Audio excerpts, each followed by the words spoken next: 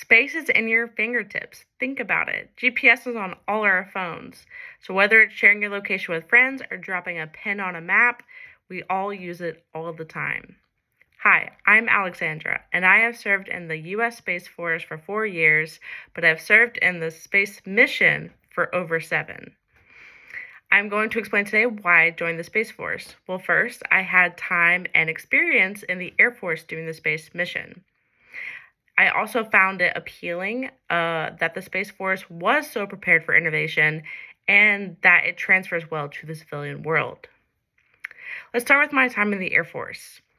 I joined the Air Force in 2017, where I was first stationed at Buckley Space Force Base in Denver, Colorado, as a satellite systems operator.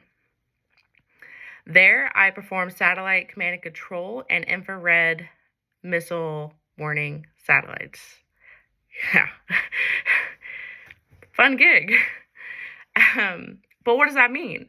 According to Quindar, a web app used to monitor and automate satellite operations, satellite command and control is the ability to connect to a space asset, observe real-time and historical events, so all of its data, and schedule those onboard operations.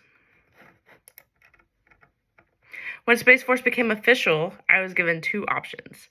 I could stay in Air Force and transfer to a different AFSC, or I could transfer into the Space Force and continue the mission I already enjoyed and excelled. And although I love serving in the Air Force, I was really thrilled to consider joining a force so prepared for innovation.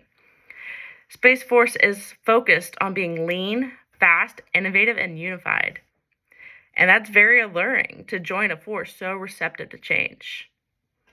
And being on the idea or being on the side of the idea of change, whether it's technology, ideas, culture, it was intriguing, you know? And of course, I wanted to be a part of history. I wanted to help create a force that prioritizes our nation's assets in and out of space, but also prioritizes our people and was willing to change our culture. And then, of course, innovation is exciting, but I also had to consider what my life would be like when and if I separated the military. So we have some big numbers, right? So as of 2023, there are 25,000 satellites orbiting Earth. Of those 25,000, the U.S. owns 11,000. And then of those 11,000, the Space Force has 600. These all range in missions, whether it's communications, navigation, GPS, weather, intel, and, there's many more. Those are just the ones I could think of right now. Yeah. So not only does the Space Force train us on these different assets, but it also gives us a CCAF and Air and Space Operations Technology, as well as security clearance, both of which scream money saving to outside companies. According to the article, Top 15 Companies in the World, found on the Space Impulse website, today companies have saturated every aspect of the industry.